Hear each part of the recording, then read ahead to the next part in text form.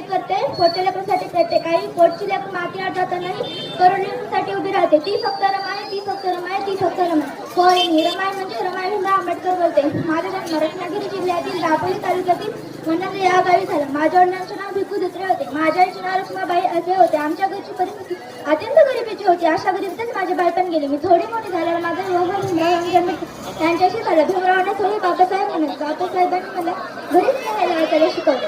नंतर माझे पती भीमराव बडोदा नरेश नागीराव गायकवाड धीर अण्णाराव यांचे निधन झाले. त्यामुळे संपूर्ण कुटुंबाची जबाबदारी माझ्यावर पडली. माझा स्वभाव मितभाषी देशविषयी व स्वाभिमानी होता. मी कर्तव्यनिष्ठ व संयुक्तागी होते. अशा खडतर स्थितीतही मनाची शांतता व घरात एकोपा आघाती ठेवण्यासाठी निधार कशीच होते. माझे पती भीमराव परिषद असतानाही मी माझ्या इथला जावे लावून त्याच्या मुलांना कधी अंतर दिले नाही. त्यांचे उत्तम प्रकारे पालन पोषण केले. एवढ्या हलपेक्षातही मी कधी कुरकुर केली नाही. मग मी कटक सरणे प्रपंच करून संसार सांभाळत होते. चिंतेने बावरली नाही, दिनपणाने हरले नाही. गोरगरिबांची आई मी स्थिरमाई, मी स्थिरमाई. मी स्वतःला शिजवलं. खूप दुःखीच असली पण स्वतः बाळगली नाही. प्रसंगी कधी सुख वाटायला आले तर पूर्ण नाही केले नाही. म्हणूनच मला करुणाची वृत्ती म्हणतात. माझ्यासमोर संकटाचे डोंगर उभे होते तरी मी कधी डगमगली नाही. शांतपणे सर्व संकटे झेलली.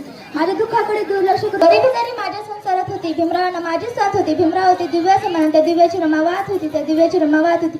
मित्रांनो, माझ्या पतीने भीमरावांनी पददलितांचा स्वाभिमानी आत्मसुधारणासाठी वसतिगृहांची स्थापना केली.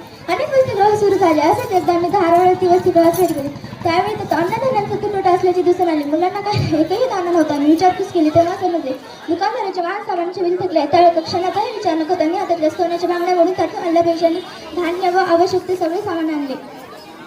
मुलांना जेवणाची व्यवस्था करून मुलांना प्रेमाने जेवायला दिले. यामध्ये प्रेमाने व वास्तव्याने वसतिगृहातील सर्व मुले भारावून गेले.